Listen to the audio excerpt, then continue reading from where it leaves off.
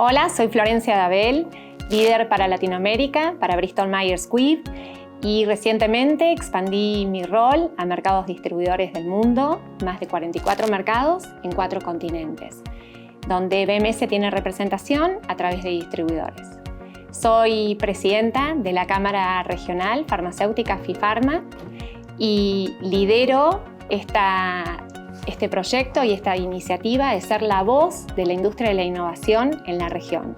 Como desafío fundamental tenemos asegurar la sustentabilidad del sistema de salud y brindar mayor acceso a más pacientes en Latinoamérica. Y esto está alineado con los esfuerzos también de Bristol Myers Squibb, que es foco en nuestras áreas terapéuticas claves, oncología, hematología, inmunología y cardiovascular, y poder asegurar que llegamos con esta innovación a más pacientes y transformamos sus vidas. Latinoamérica tiene, en lo que respecta a inversión, tiene $200 millones de inversión. Bristol en el mundo planea a nivel mundial, o son 4.600 millones de inversión en investigación clínica. Latinoamérica tiene una representación en el mercado internacional, es uno de los mercados más importantes, es el que ha tenido mayor crecimiento en el último año, creció más de un 40% en evolución en lo que respecta a negocio. Hoy Latinoamérica es la cuna del talento y de la innovación. En Latinoamérica exportamos. Hoy la verdad que algo que me enorgullece muchísimo en Latinoamérica es que somos incubadores de talento y exportadores de talento, algo que años antes no se veía tanto, y creo que esto se da por una mayor representatividad y porque Latinoamérica está en el mapa de las compañías, en el mapa de BMS, y también liderando en políticas de diversidad e inclusión, ¿no? Entonces, en términos de números, yo creo que Latinoamérica es un porcentaje muy importante, uno de los mercados que más crece, si no el que más crece a nivel internacional, con posibilidades de expansión, como te decía, en Centroamérica, que tenemos hoy representación con distribuidores, pero tenemos un programa de expansión con otros productos y con el portafolio futuro, con lo cual un futuro promisorio para dar acceso a más pacientes que hoy están esperando terapias innovadoras. Hoy tenemos una representación con un distribuidor que es Tecnofarma, Adium para Latinoamérica, que viene, digamos, de la alianza que tenían con Celgene. Sabes que nosotros tuvimos la integración con Celgene en el 2019, y a partir de esa integración tomamos el negocio en esos mercados de Centroamérica donde no teníamos presencia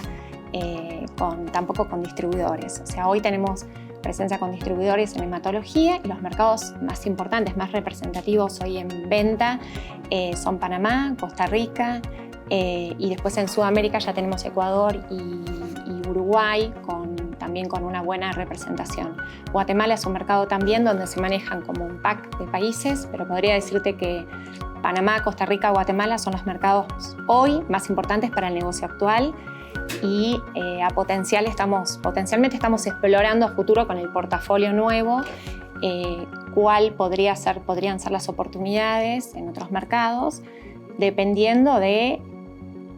los tiempos de aprobaciones regulatorias, dependiendo de los tiempos de acceso. Entonces, bueno, eso es un poco lo que estamos en el momento de analizar la expansión de negocio, lo cual es apasionante y es sumamente promisorio, pero esos son los mercados como más importantes en lo que es cantidad de pacientes y potencial. Nosotros no tenemos ninguna alianza particularmente con Pfizer, pero sí somos parte del sector. Yo, como líder de FIFARMA, que es la Cámara Farmacéutica Regional, trabajamos fuertemente siendo la voz de Latinoamérica para asegurarnos de que no solo las vacunas particularmente, sino que los programas de prevención, y cuando hablamos de prevención es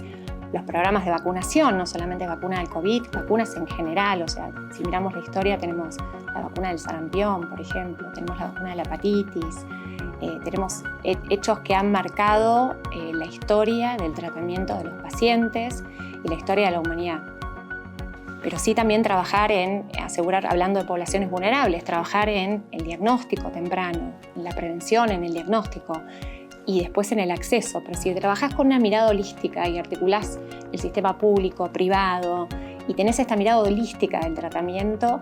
y trabajás en líneas en que los pacientes sean tratados en líneas más tempranas, que no lleguen en estadios más tardíos con un estatus, digamos, más débil, con un estatus más deplorable, que sea más difícil el tratamiento, más complejo. Entonces, en ese sentido, creo que esto hace que podamos trabajar público, privado, con gobiernos, articular esfuerzos para llegar a las poblaciones vulnerables, y eso es lo que hacemos también como compañía. Como Bristol trabajamos muchísimo en campañas de prevención, en alianzas con asociaciones de pacientes, para que la voz del paciente sea escuchada. Por ejemplo, una alianza que es algo que nos llena de orgullo es lo que estamos trabajando con Olcan, que es una coalición multidisciplinaria en donde articulamos esfuerzos con gobierno, con sociedad, con academia, con industria, para tener un abordaje en cuanto a lo que es el tratamiento integral del paciente con cáncer. Entonces, este tipo de herramientas, cuando hablas de población vulnerable, y no solo, por eso lo quiero un poco más allá de las vacunas, que como vos decís, hoy es el tema y es la preocupación, es cómo vemos todo lo que se ha despertado desde la pandemia y cómo esto nos ayuda también como industria, que esto nos sirva de experiencia lo que pasó como industria, como sociedad y como gobierno, para construir a futuro programas de prevención, programas de diagnóstico y de tratamiento más adecuados para el paciente que lo necesita, en la terapia que necesita, y el paciente adecuado. Me pregunto a mí misma hacia dónde cuál es el legado que quiero dejar como líder, más allá de BMS, cuál es el legado que quiero dejar para la sociedad, para futuras generaciones, no solo de mujeres, sino de varones también. Y yo creo que como industria el aspecto más importante es lo que trabajo como presidenta y con el equipo de FIFARME, lo que trabajo como líder de BMS, es ser la voz de la industria, ser la voz de la salud en la región, asegurar que generamos conversaciones y diálogos que son diálogos productivos para asegurar que tenemos un sistema de salud sostenible. Lo más importante es no el hoy, sino que lo que construimos hoy sea sostenible en el tiempo y podamos llegar a esas poblaciones vulnerables, podamos brindar más salud, más acceso a la innovación y, de vuelta, esa mirada holística, que podamos trabajar desde etapas más tempranas para que menos pacientes lleguen a estadios más tardíos y que tengan que recibir tratamientos más complejos y obviamente más costosos. Entonces,